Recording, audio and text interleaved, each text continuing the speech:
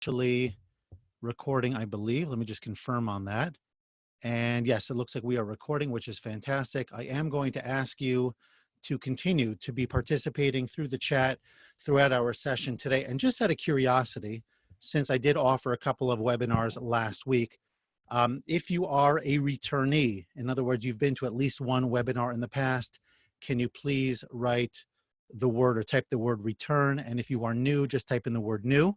Curious to know how many of you have been here before and how many of you, oh wow, third time even, I saw that. That's great. And all of you who are new, welcome, welcome, welcome. And I hope that you were referred here, which would make me feel good that some of your colleagues are telling you that this is a place to be hanging out.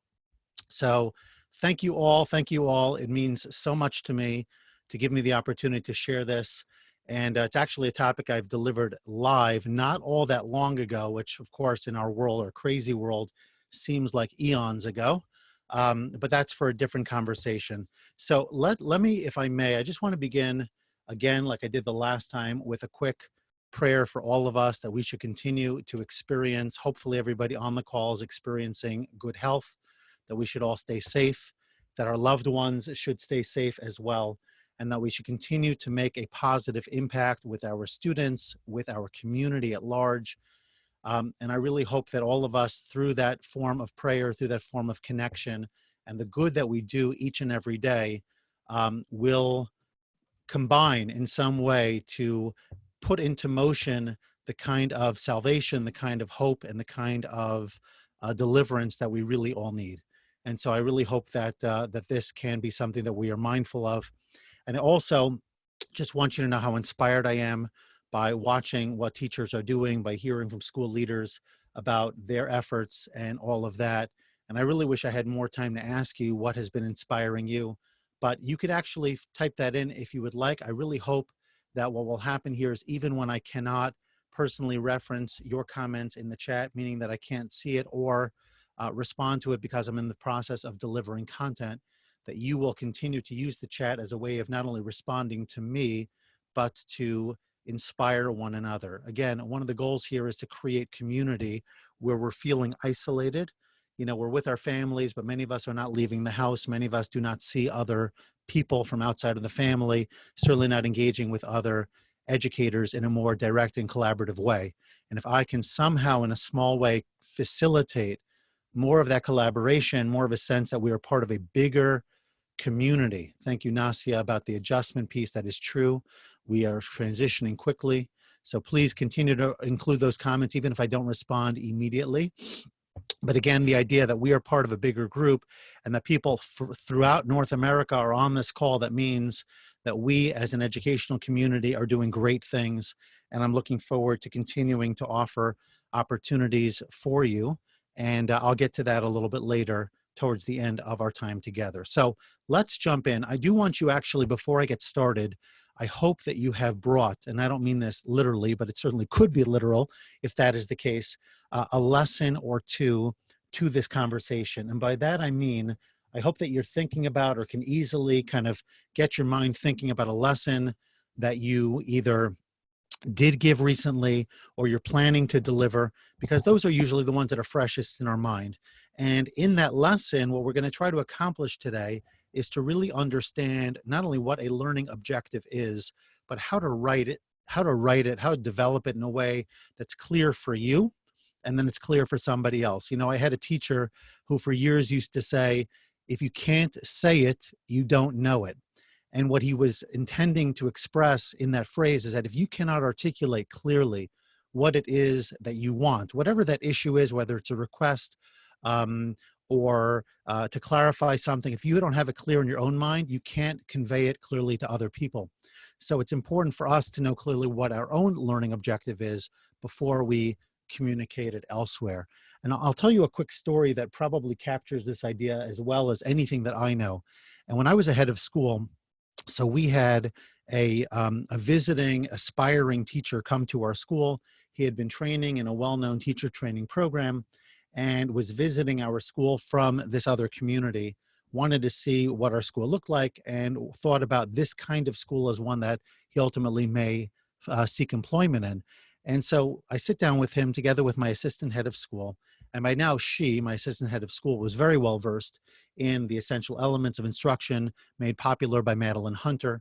And this whole idea of learning objective and identifying it, clarifying it, and articulating it to your students really does stem from Madeline Hunter's work. And I certainly would encourage you to become more familiar with it if you aren't already. And in fact, I would encourage you to get a copy, if you don't have one, of Mastery Teaching by Robin Hunter. I assume that they're related, though I don't know for sure. It's Robin, Robin Hunter. Mastery Teaching is the name of the book, and it really walks you through all of those key elements of instruction, everything from the objectives and anticipatory set and inputting and checking for understanding, all these things that are really, really foundational and key for good instruction. Anyway, so this assistant head of school and I were sitting down with this soon-to-be teacher, and he presents, this was a Jewish school, and so this was about biblical text that he was planning to teach. And he said he's going to be teaching verses A, B, and C, or 1, 2, and 3. And maybe had a little more detail there, but that was about it. It would be the equivalent of saying that my learning objective is to teach a sonnet, or to teach a passage in literature, or to teach a scientific concept. And so it's very big and vague and generic, and really didn't break it down in a meaningful way. So what we want to be thinking about today and all the way through in the future is, how do we take the big, larger element, if you will, of instruction that we want to address and break it down into observable and measurable learning objectives, so that we know at the end of the day that they were met, and we have a plan in place by which to put that, to make that objective achieved, or to make that learning occur. And this will become clear to all of you as we move this process forward. So again, for now, have a lesson in mind, maybe even a section of a lesson. It doesn't need to be an entire thing. In fact, too big is not going to work very well. Try to keep it in mind, and this way we can apply it more readily when we are ready. Okay, so very quickly here, I talked before about the idea of community. So there you have on my left side, my social media handles or pages, wherever you can find me online. And certainly if you wanted to share with your community, as so many of you have already done, that you are engaged in professional development and what it is that you're learning, and you want to tag me, I'll be more than happy to share that further with my own network and my own community, because I want everybody to know that we are doing everything we can to learn and to grow, and definitely let's spread the word about the work that we're doing. So if you want to grab screenshots along the way, that's totally fine. Again, we're here to learn and to grow. So it would be ironic if I presented a presentation on objectives and didn't establish my own learning objectives for today. So this slide will present the objectives, and the next slide will say how it is that I will know that our objectives were met. So objective number 1 is to introduce and define the term learning objective. I'm sure everybody here on the call has a basic sense of what it is, but we're going to try to clarify it a little bit further. Number 2, to use SWABOT language to construct learning objectives. Would anyone like to give a shot at, or take a shot at, telling us what SWABOT stands for? Just type it into the chat, please. All right, you guys are fast. Students will be able to, you probably know this in your sleep, but for those of you not familiar, students will be able to, right? So whatever we do, the ultimate outcome is students having the ability to do, to learn, to say something. Otherwise, we are not doing our job. I often tell us, or tell teachers, I should say, that we are mislabeled as teachers. What we really need to be thinking of ourselves as facilitators of learning, right? It's one thing to teach, but if you delivered the greatest lesson in the world, and for whatever the reason, even through no fault of your own, learning did not occur, I don't think anybody would say that you did a good job or that your goal was met. Let's put it that way. I don't think anyone would say that your goal was met, because it doesn't help if it's all in your head, or even if it's out in the air. It's got to get into the students' minds and become actionable for them. So we have to make sure that we're thinking about it in the way of the student being able to do. And then finally, number 3, to engage in a task analysis as the basis for ensuring the successful achievement of the learning objective. That sounds probably a little bit more sophisticated. Basically, a task analysis is an analysis of the task, which means what am I trying to do? And therefore, what tools, what environment? For example, will it be frontal instruction? Will it be cooperative learning? Excuse me, will it be a blended learning approach? Will it happen in the classroom? Will it be on a field trip? All of the kinds of questions, how much time do I need, et cetera, et cetera. All of the questions we need to be asking ourselves for the optimal environment in which this objective will be completed. So again, 3 objectives for today: defining the term, using the language, and engaging in a task analysis. And so therefore, this is what you will need to be able to do for me to know that the learning occurred today properly. Sorry, I'm having a little bit of issue forwarding my slides, not sure why. Okay, we will be successful if we can do these 3 things. Number 1, define the term learning objective. So I hope everybody is going to be taking notes here so that later on when I ask you for it, you can readily put it into the chat. Number 2, that we could use SWOBOT language to construct learning objectives. And I will actually give you a framework for that. You can copy it and then apply your particular lesson to the language. And then finally, to complete a task analysis, or at least a portion of it, and I will share those questions at the right time so that you can go through that process as well. So my goal really is that by about 50 after, we are in application mode so that there's enough time for everybody to do what needs to be done. Okay, for those of you who say that you're using I statements or I can, that's great. So you're not talking about them, you're talking about us or I. Yes. So in your lesson plan, you probably will write students will be able to, but when you're articulating the objective to your students, you want them to own it. I think that's the idea here of Teresa and Sophia and perhaps others as well. If that's your intention, great. If you have other things in mind, please don't hesitate to let me know and clarify. But I think that that is wonderful, because at the end of the day, it's not just supposed to be a teacher-directed objective, but it's supposed to be something that the students own. Now, let's put our objective into objective language. Okay, now, I'm not going to break it down into all of its details for a moment. You will, however, see that there is some color coding here, and that is by design. Okay, so given one workshop on learning objectives, that's what we're doing right now. Participants, that's you guys, will be able to, so it's PWABOT in this case, not SWABOT, define the term learning objective. So we talked about that, that's number 1, and develop 1 to 2 clear instructional objectives. That's really number 2, and maybe a little bit of 3 as well, with 90+% accuracy. Okay, so I'm already giving you a framework here, and you may want to jot that down. The concept, you'll get it again later, but it's given X, whatever the X might be. We'll call that the condition.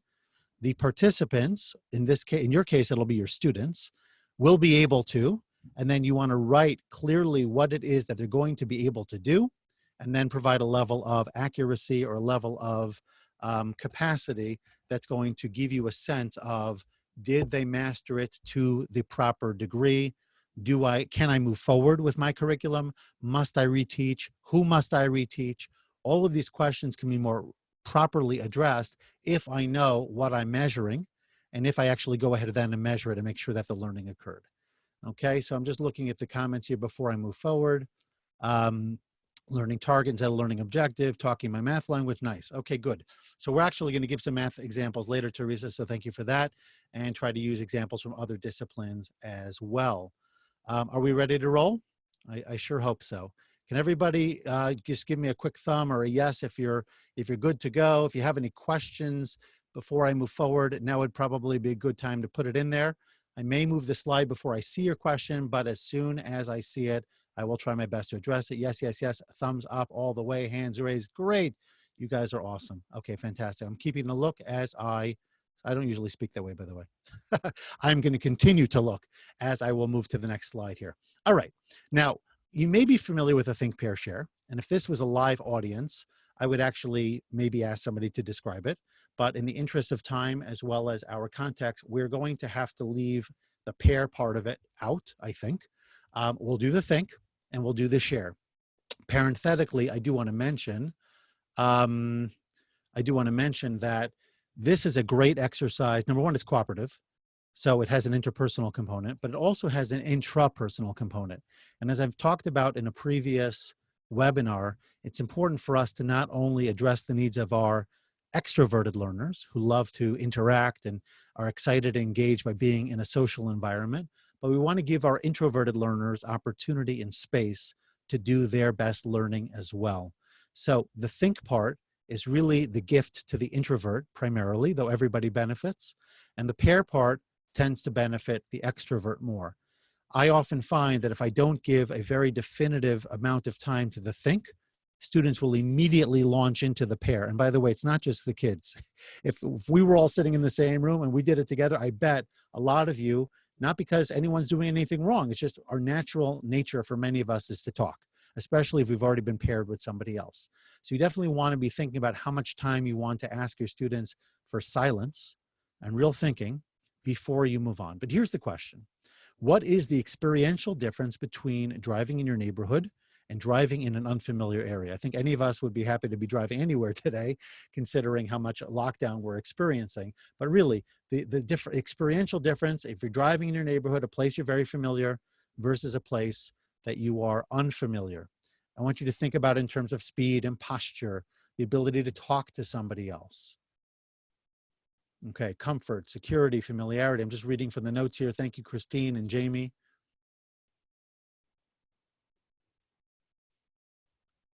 Again, you're welcome to think first. You can take the time that you need here.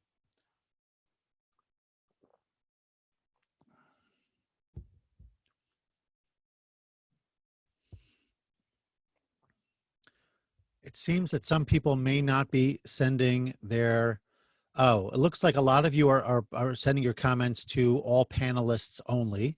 If you go in the chat to the bottom there, you will see that there's an option, a drop down where you can choose, and it says all panelists or all panelists and attendees. Choose the latter, please. This way everybody can see it. Okay, if you can just make that adjustment, I hope you all see it. If you're not sure what I'm referring to, you can ask. But again, you have that option, and now you should be able to see everybody else's comments moving forward. Okay, familiar place, comfort, straight to the point, clear direction, safe, more aware, awareness. I'm seeing a lot of the comments here. And by the way, when this recording becomes available, you'll be able to see everybody's comments as well. Anxiety, security, confidence, on and on and on, right? So it basically becomes unconscious competence in terms of driving and driving in a place that you know. Now, this is relevant here. Would anyone like to make the connection? Why do you think I'm including this slide and this question in a conversation about learning objectives?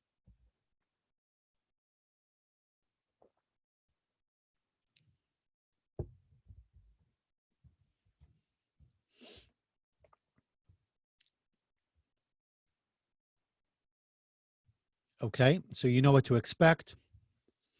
Learning can be difficult and uncomfortable. When you learn, you face these factors, okay? Yeah, so let me give you an example from something that I experienced as an adult learner. At the time, I already had 2 master's degrees, and I was pursuing a doctorate, which thankfully I've completed. And so at the time, because this was talking about remote learning, it was a distance learning program, meaning to say it was not based in a brick and mortar, it was all online. So we had, in effect, one primary approach of communication in class, which was to use a post system where somebody would put in a post and others had a comment. And the posting process, or the questions we were asked to respond to, typically had one of 2 variations. Professor A, which would basically say, do whatever you want. No, in other words, whatever is of the reading, it was like 40-page packets typically, whatever from the reading was of most interest to you, whatever you want to write about, go ahead and do that. That was Professor A. And I don't mean one person, there were multiple professors that followed this model. Professor B would present a few select questions that he or she wanted for the students to be thinking about and be responding to. Just from your perspective, assuming for the moment, again, you're being given large quantities of reading at a time, would you prefer Professor A's version, which is the freedom to select whatever you want, or would you choose Professor B, which gave you specific questions to respond to? So kindly just type in A or B.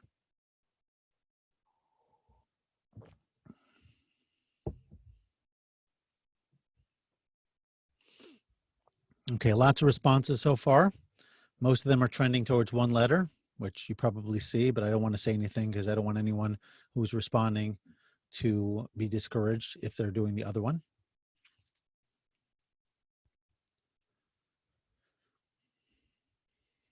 Okay, so by and large, most people said B. There were some A's, and um, and that's fine because I actually thought A was the way to go. In other words, when I first saw it, I preferred A, but over time I found A to be really, really difficult to work with because it was so open-ended. I didn't know where to put my attention. And as a result, I felt that my responses were not necessarily on point. Now, you could still prefer A. There's no right or wrong here. But I think for our students, what we want them to do is be really comfortable about what I need to know, what I need to learn, and how I'm going to be asked to demonstrate that knowledge or that learning. Because if not, everything matters. Everything matters to the same degree. I don't necessarily know what to focus on, what to emphasize, how to organize, et cetera, et cetera. And so the information becomes overloaded for the students. They don't necessarily know where to attend, and subsequently their learning suffers. But if they know from the beginning, for example, that today we're going to learn about the X number, I'll say 4, maybe they're more, maybe they're less, the primary causes of the Civil War. Let's say there are 4 of them, okay? And when we are done, you are going to complete a web diagram, or you're going to complete some other graphic organizer, or you're going to go ahead and engage in a debate, or you're going to do whatever, right? Something using this information, then I know from the outset that this is what I'm really looking for. And this is a supplementary data or context or whatever that I need to use to solidify my clarity, my understanding, et cetera. And it allows me to not only take better notes, but to focus correctly and retain the information for longer.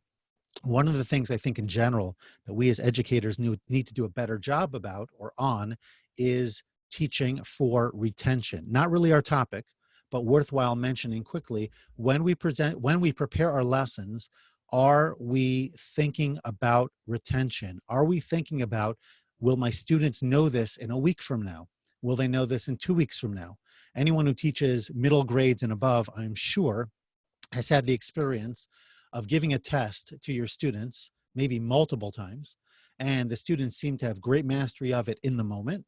And then a week later, you ask them about content from the test, and there's this glazed look that you often encounter from your students as if they remember it a little bit vaguely, but it's definitely not fresh in their mind because we didn't do enough to get it from their short-term memory into their long-term memory. Now, granted, they can't remember everything. I understand that.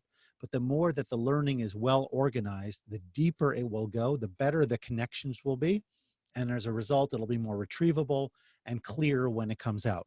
It's almost like, I mean, computers were in many ways modeled after the brain, and a neatly organized computer with lots of folders and subfolders is a lot better than everything on your messy desktop. So imagine your student's brain, short-term memory is the messy desktop. And that's oftentimes how they experience things. And if we do a better job of being clear about what the objectives are and how everything fits, the better their brains will incorporate it, internalize it, and ultimately retain it. Okay, so I hope that that point was clear and it really deserved the emphasis that I gave it, because I feel like if we don't understand why this is important, we're really not going to pay attention to the substance of it moving forward. Okay, a few more benefits here. Some of this may be redundant at this point. Number one, clear objectives help you determine what the students, what you want them to learn and how you'll know that they learned it. To me, that's the most important thing, right? That is the question. What do I want my students to learn and how will I know that they learned it? Everything else flows from this question. It gives you a foundation to design relevant activities and assessment. That's part of your task analysis. Now that I know what I want them to do, what activities will I give them? What I want them to know, for example, those key causes of the Civil War, for example, what activities will I give them? Maybe I'll show them a film. Maybe I will lecture. Maybe I'll put them into a jigsaw, right? What will I have them do? And how will I assess that they did it? Okay. All of these flow from knowing the objective and being really, really clear on what that looks like. All right. Now, you'll notice over here, I do want to come back to the organization of the content in a moment, but let's just take a look at the content itself. So the 3 instructional components that are key. Number 1, the objective. Number 2, the instructional strategy. That's the how. Number 1 is the what. Number 2 is the how.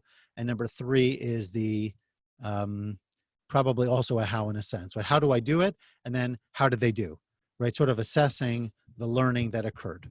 All right, so it's a 3-step process. What do I want them to do? How will I ensure that they do it or learn it? And how will I measure that the learning occurred? Now, would anyone like to comment on why this is a cyclical presentation rather than a linear one?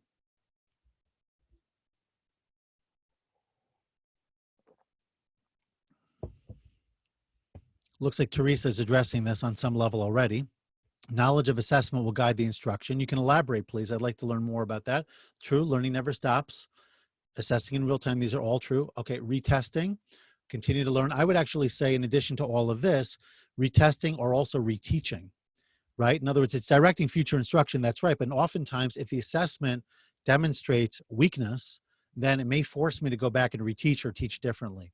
So it has to be viewed in a cyclical fashion as we continue to move forward. It's almost like the metaphor that comes to my mind is the earth, right? The earth is spinning constantly in its own location, and yet it's spinning around the solar system. It's spinning around the sun.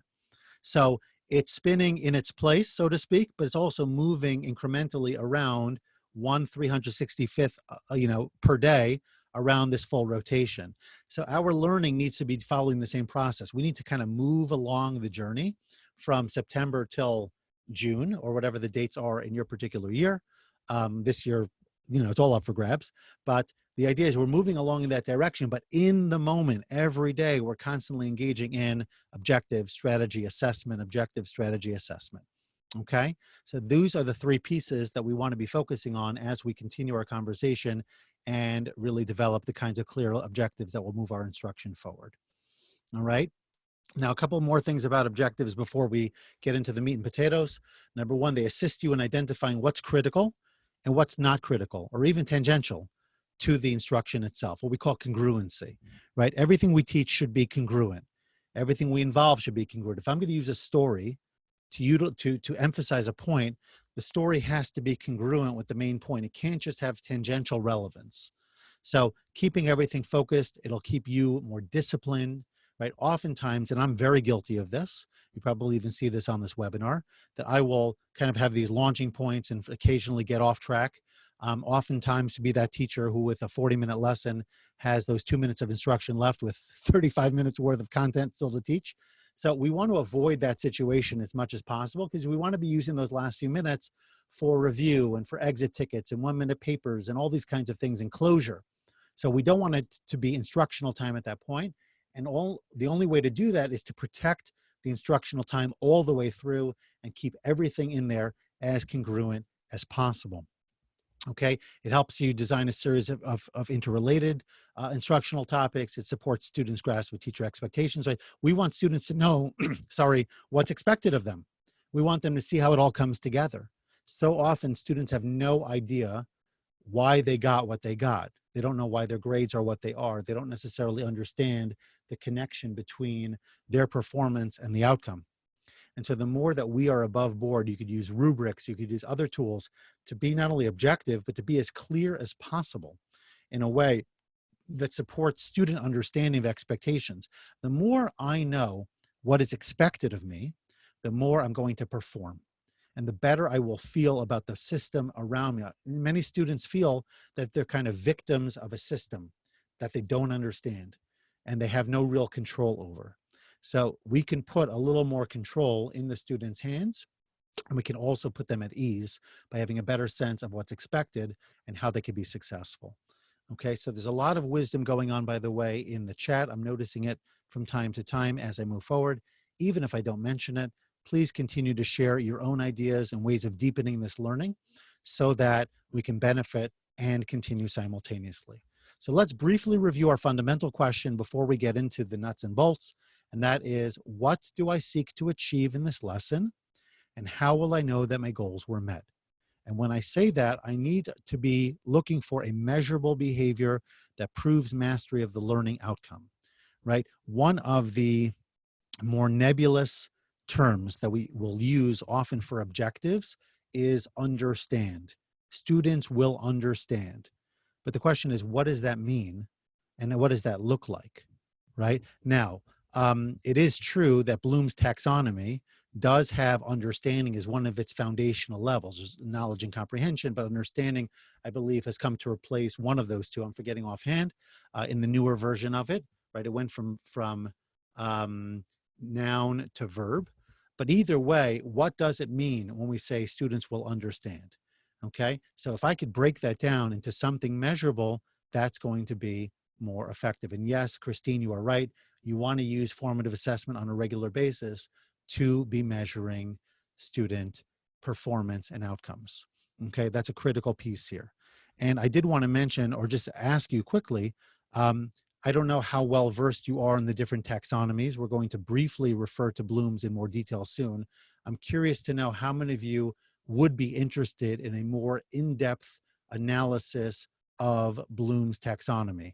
You're probably familiar with it. I just don't know how much experience you have had using it, or using it in a way that would be very helpful to you to know which activities align with which level, you know, the whole idea of a pyramid, the different touch points students should have, all sorts of things like that. So just curious to see, and keep the comments coming, please. Even if you wouldn't be interested, let me know as well, because I am thinking about offering something, a more in-depth understanding of Bloom's and depth of knowledge and all these different taxonomies. I don't want to go too deep into too many places, because then we'll get stuck in the weeds. But the idea is to really understand that I need to be meeting student levels from a very foundational standpoint, but I need to go higher, and therefore, as a result, deeper, right? To me, the students that are really, really underserviced, again, a quick sidebar, but an important one. We've done a much, much better job in the world of education, at least I can speak from my youth, to where we are today in terms of meeting the needs of special learners. We're not great, we're not perfect, but we're better, right? So students with a different learning profile are getting much more attention, much more understanding, and many more skills and tools to meet their needs. The population that I feel that is grossly underserviced in many of our classrooms and needs a lot more to really grow is, would anyone like to try?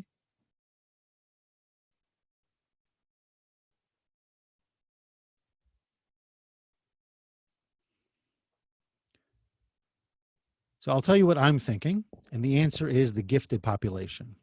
Because many of our students who are very strong are sitting there and they are under challenged and they are bored. They oftentimes serve as, you know, glorified teachers' aides, and maybe they serve as tutors for other students, but they're not having their needs met head on. We can be doing so much more for these kinds of students if we understood that within the same lesson, not creating new lessons here, within the same lesson, we can be empowering these students to do more than we presently are asking them to do. And they won't feel like they're being asked to do more work per se. They're going to be asked to be doing different work, and work that is proper and challenging and appropriate for them.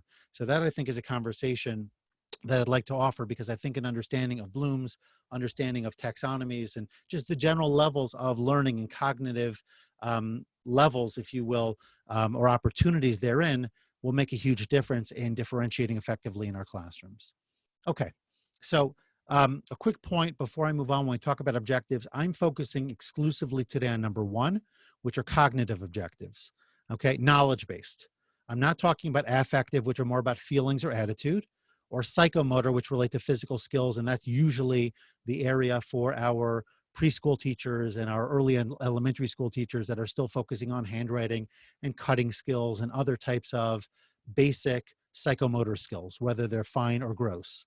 And the affective, which is more attitudinal, there's a place for that as well, but we're going to be focusing specifically on the cognitive as expressed here by Bloom's taxonomy. This, you will see, is the newer version. Okay, so again, it's in ing, it's in verb form. So it goes from remembering, there's that second level, understanding, applying, analyzing, evaluating, eventually to creating, right? So creating is considered the highest level, because today's day and age, we want students to be creative. We want them to be able to do things with the learning, okay? So as you see on the left side of your screen, cognitive objectives, the focus is on increasing student knowledge. And again, using the formula we talked about before, given X, students will be able to do Y.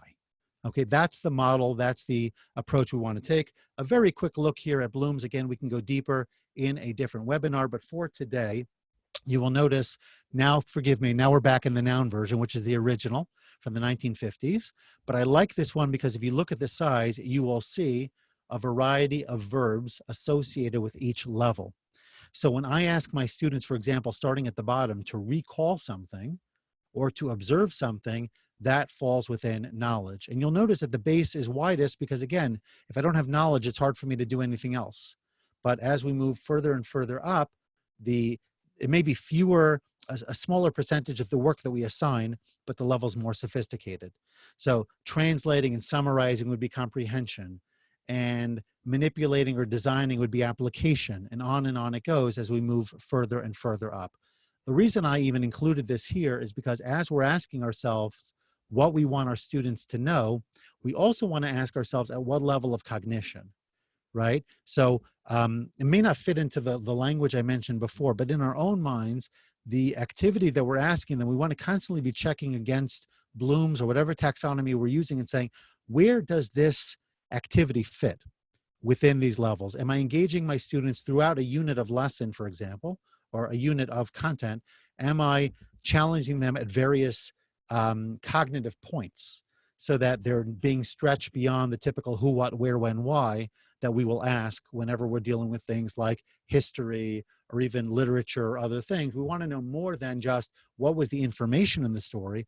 We want students to be able to create a new idea with it, write a new ending to it, evaluate different characters, rank their qualities, things like this. These are all taking it to that next level.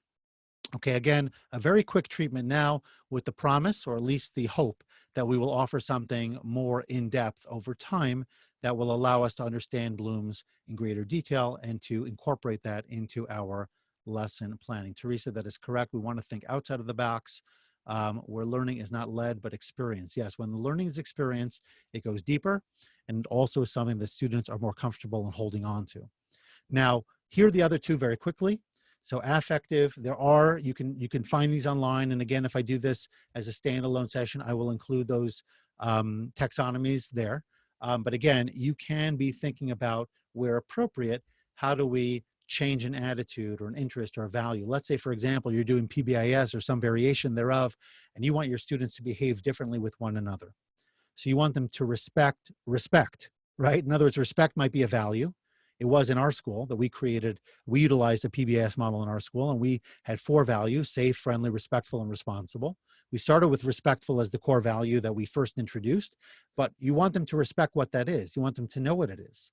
And so you may design lessons around, what does respect look like in the classroom, in the hallway, in the bathroom, on the school bus? What does it sound like? How do you demonstrate it? These kinds of things, and utilize different taxonomies to show that your students are actually learning this, at various levels. And then, of course, we've got the psychomotor piece, which is the physical skills, fine and gross motor typically. Okay.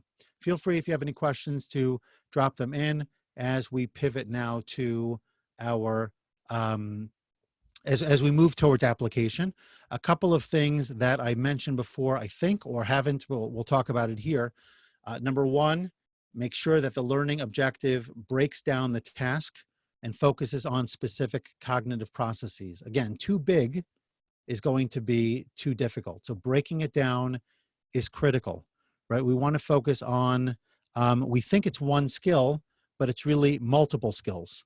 And so therefore we have to look at each one separately in order to be able to know what the students can do in each of these examples. So let's take a look at a couple of examples of this. And of course, I ran through that quickly. I do apologize. I am looking at the clock. I want to make sure we have time here. So again, the key idea of the previous slide is that think about, it's almost like, fractions. Can I break this down further, right? Is this the lowest common, for whatever the terms might be, depending on you're talking about denominators, whatever it is, right? You want to break it down to the lowest possibility here. So when I have a bigger activity, so for example, writing may have 5 or 6 or 7 different pieces to it. If you have a rubric, that breaks it down very clearly for the students, and it also breaks it down very nicely for you.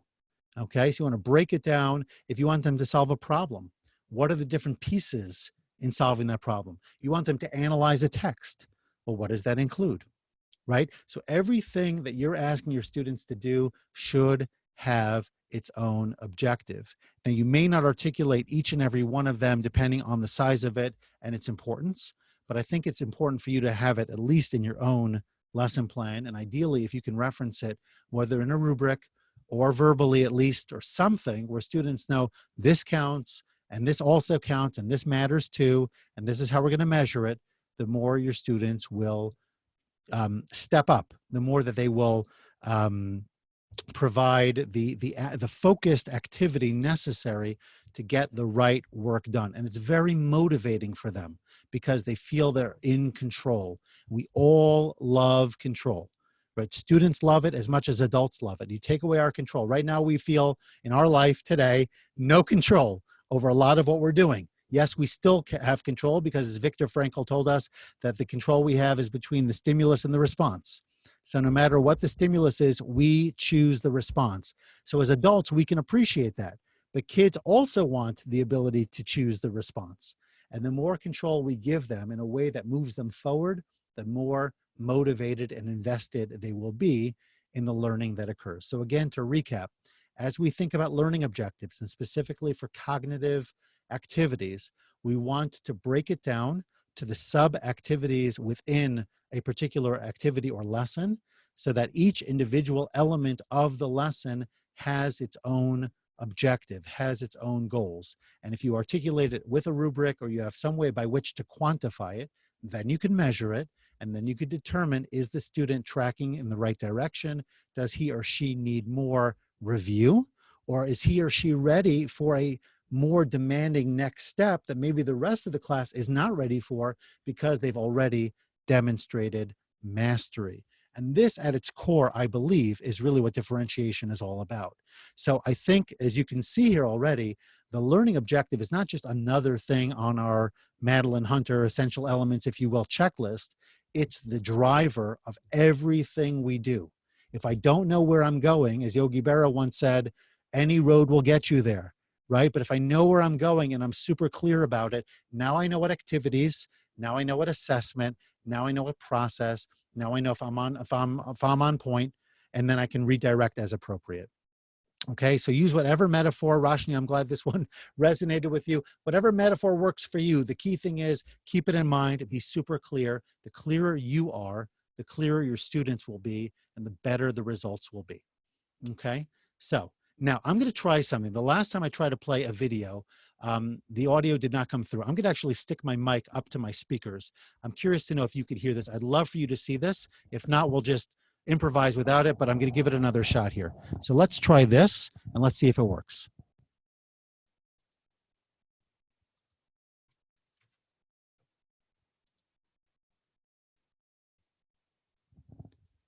Okay, so it looks like it doesn't. I thought I was going to hear it through. There must be something with my speakers, and if somebody knows how to do this, it'll help me, I think, in the future. But I have tried. You can see the volume here is up. I have tried to share this, and I will try to send you a link. I don't know if I actually have a link to it because I've embedded it for a while already, but I will try to find a way to share. Oh, share computer sound. Let's see if that'll work. Hold on a second. Objectives. A learning objective or learning outcome specifies what you want. Doesn't look to be. Did that work? Oh yeah. Okay, because I'm not hearing it. So I hope you are. Hold on. What's the big deal about learning objectives? A learning objective or learning outcome specifies what you want your students to know or be able to do after an activity or unit or at the end of a course. That means that the things you use or do in your course, like teaching strategies, assignments, and assessments, will be driven by your objectives. So, you're actually beginning with the end in mind. You probably already have objectives for your course, but you might need to work on making them specific and measurable. For example, students will understand the principles of geometry isn't very specific, nor is it measurable. Or, students will develop an appreciation for Renaissance art. That's a pretty broad goal. And how do you even begin to measure it? With a little thought, you can turn your broad goals into specific and measurable objectives. Why don't we try building a learning objective right now? To do that, we'll use the CABD approach. In other words, we will build our objective with a condition, an actor, a behavior, and a degree. Let's start by creating a condition, which is also known as a STEM. This represents the condition or conditions under which your students will perform or what they need to do first.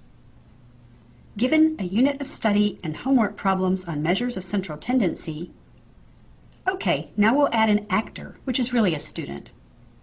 The introductory college statistics student is our actor.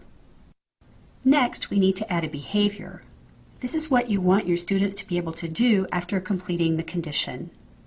Verbs like analyze, list, provide, compare, identify, give examples, define, and solve are a great start. We'll be able to define and calculate 3 measures of central tendency. Good, now all we need is the degree. This will indicate how well we want the behavior to be performed or how we will evaluate the performance. With 100% accuracy, that's a good way to measure degree, so we'll use that. So what does our completed objective look like? Given a unit of study and homework problems on measures of central tendency, the introductory college statistics student will be able to define and calculate 3 measures of central tendency with 100% accuracy. That's a pretty good objective because it's both specific and measurable. Learning objectives can be slightly different depending on the discipline, but the underlying framework remains the same. An objective for an art history class might be, given a reading unit and slides, the art history student will be able to discuss at least 3 differences and 3 similarities between Renaissance and Baroque art, using correct grammar and terminology. For a math class, you could write this measurable learning objective. After completing this lesson, the introductory math student will be able to solve numerical expressions using the standard order of operations with 80% accuracy. Objectives can also be used to describe how-to tasks. For example, given a multi-line telephone handset, the office receptionist will transfer incoming calls to the correct extension with 100% accuracy. Or, using wiring diagrams and schematics, the automotive repair student will accurately diagnose and repair an automobile starter. Try to avoid verbs or phrases like understand, appreciate, know about, become familiar with, learn about, or become aware of, because you can't measure those. That wasn't hard at all, was it? You'll find that by writing specific and measurable objectives, you'll be able to more easily select activities for your course. And because learning objectives and test questions go hand in hand, you'll also be able to write better test questions. Most importantly, because you've identified the behaviors that students must demonstrate and how you intend to measure their performance, you'll be able to tell whether or not the planned learning has taken place.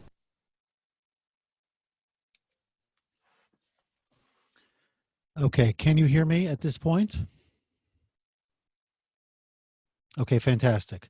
All right, so if you could kindly take a moment and share with me what about the video was either insightful for you or provided a good review, a clarification, anything that you took away from the video that was most helpful. Tara, thank you for that. CABD, we're going to unpack that a little bit more shortly. Great. Good examples. Okay, and again, when the recording becomes available, you'll be able to review this, and hopefully I can share the actual source video as well. Okay, I'm continuing to look at your responses as we move on here.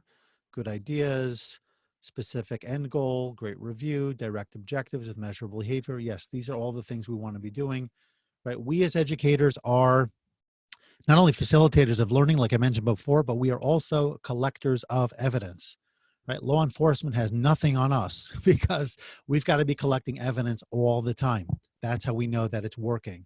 So without the objective, we can't really collect the proper evidence because we don't know what we are measuring. All right, so with that in mind, let us now move forward and please keep the comments coming. All right, so it's as easy as CABD. And here is the example again: condition, actor, behavior, and degree. I would encourage you all to write that down if you haven't already. have it handy. Okay. And here is an example, multiplication related. I forget the name of the individual who's teaching math, but I told you I would come back to math, and here it is. Okay, so given 2 lessons on single digit multiplication together with related homework, students, that's the actor. So the first one was the condition. Here's the actor. Will be able to, that's our SWABAT, accurately solve 20 single digit multiplication problems. That's the behavior with 90% accuracy, and that is the degree. Okay, now the word solve, coming back to Bloom's for just a moment, is that fits on one level. I'm not going to get into it now, but it fits on one of the 6 levels within the taxonomy. Any activity that you ask your students to do will intersect somewhere within the taxonomy. So kind of being mindful of that at the same time is a great thing.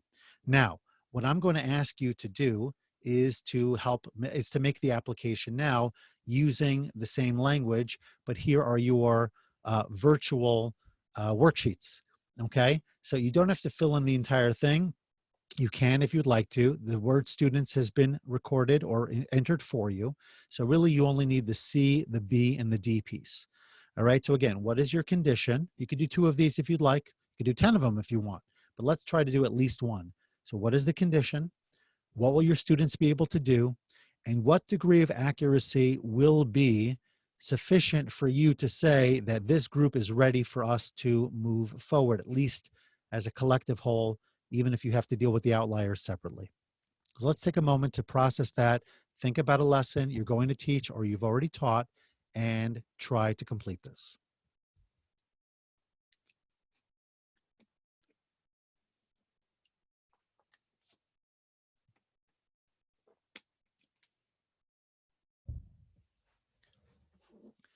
Remember, none of you get to go to recess until I see a completed objective. So that is your exit card. And yes, that was a joke.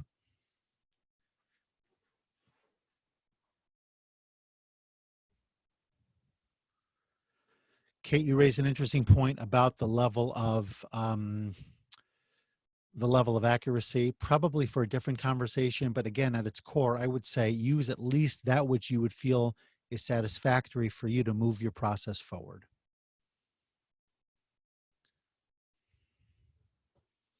Whole group practice, given different equations, given lessons. Okay, what else do we have here? Given the clothing vocabulary. I'm curious about that. What someone is wearing using one clothing, one color, one material. Nice. Okay. Got to learn more about that one, Perla.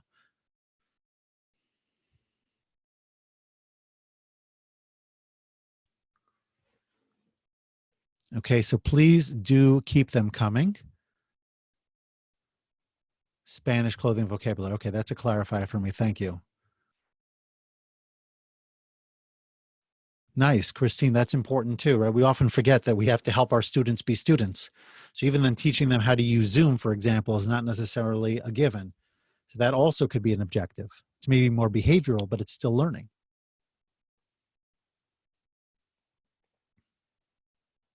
I don't think you necessarily have to specify the title of the book or the chapter, Cora, to the question I think you asked.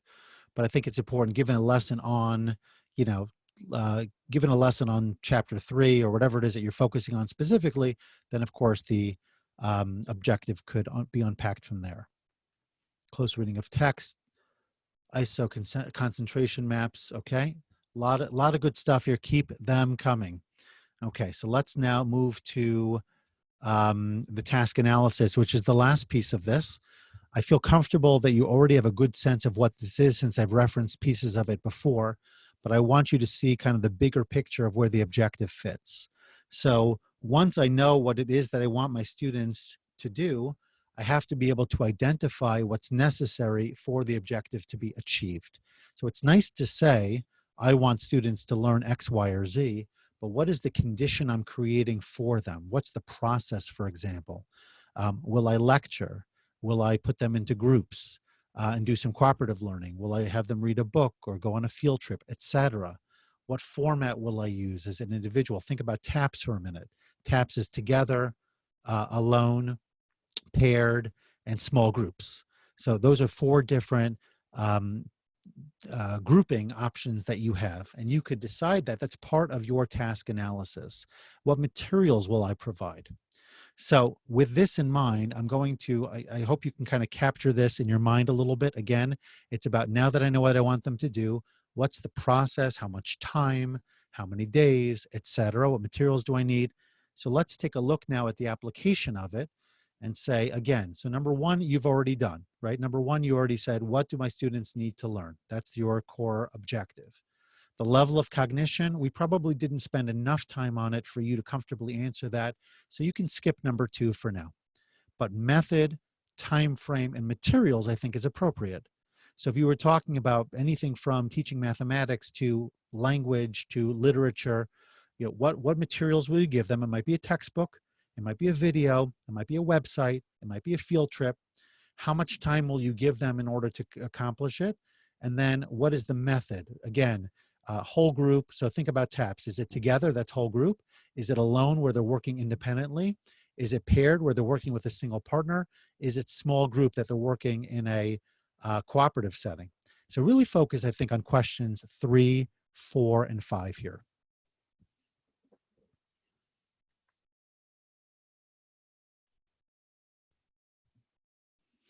Thank you, Heidi. So another great objective coming through.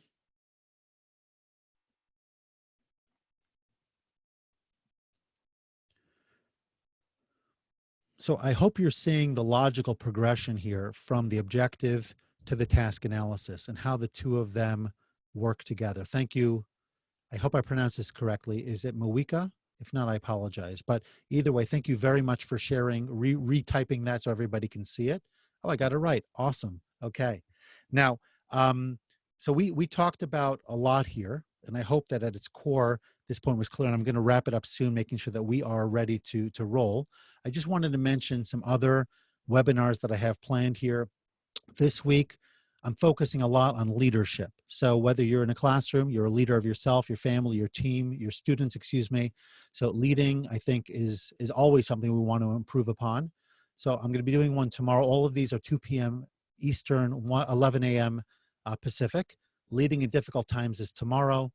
Tips to stress less and do more. So to focus on decreasing stress and increasing productivity, because let's face it, we're dealing with a lot of stress right now and our productivity is suffering. So you could find all updates on this website, impactfulcoaching.com. That's my website, /upcoming webinars. And I would encourage you to visit there to find out what it is that I am offering. I do try to include them in email as well. And if you're not getting my email for whatever the reason, feel free to shoot me a note afterwards. I'll include my contact information. I will make sure you get on the list so that you could be updated. Here are some future ones that we talked about, at least the middle one, which is Bloom's taxonomy. I do also hope to do some on active learning techniques, especially the online piece. I think it's incredibly important for us to figure out how do we engage our students actively, especially when there's distance between us. And then, of course, how do we manage our classrooms virtually or physical, both proactive and reactive. So these are some things that I'd love to be able to share. And I'm going to ask for you to consider, because my mission here is to continue to keep these offerings free and to include as many educators as possible. I'm a former educator and a school leader. I believe in all of you. I believe in what you are doing, and I think it is critical for you to have as many tools at your disposal as possible to do great work. So I do have a place by which you can support my work. It's bit.ly/impactful donate, impactful ed donate, excuse me, impactful ed donate. I will try to include that in the chat shortly. If somebody's willing to type that in, that would be helpful, because I do want to focus on the other part, and that is if I can help your school both in person eventually, I hope sooner than later, or virtually, whether it's through a professional development training or just an inspirational talk about what it is that we need to do to get through this together and to really bring our best selves forward and to feel good that we are really making a difference, especially today in the craziness of Coronaville, that we are stepping up and making that impact. This is something that would be a huge treat for me to be able to do. So if I can help you and your school, whether you're a school leader or if you're part of the team and you want to pass this information up, so to speak, it would be my honor to do so. And so finally, here's my contact information. And I do hope, coming back to our objectives for a moment, that you feel that number one, that you can, and hopefully you can actually respond to this as well with a yes. Can you define a learning objective? If somebody asks you, what did you do for the last hour? And you said you learned about learning objectives, please write yes if you can do so, and do so with clarity. Okay. Excellent. Thank you. Thank you. Thank you. Number two, we talked about converting it into Swabat language. I'm going to ask you to just keep the yeses going, so to speak. Even if you're answering different questions here, I'm not sure. And then can you also begin the task analysis component, which is taking it from the objective and putting it into application by considering the various conditions around which the learning will occur: time, um, pairings or structure, et cetera, et cetera, et cetera, kind of like how it all comes together. Okay, well, this has really been great, and I thank you so, so very much for being here.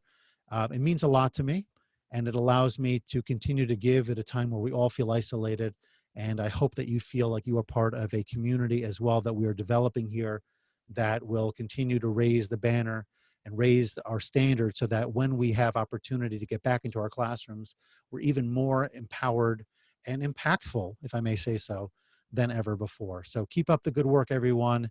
Thank you, thank you, thank you. And be in touch and register for the next webinars that you think will serve you. And be on the lookout for next week as well, when some of those educational webinars that I've been mentioning will be scheduled with God's help. And may He watch over all of us. May we all have health and safety, and may we all be able to continue to make an impact in the world soon and fully. Have a great day, everyone.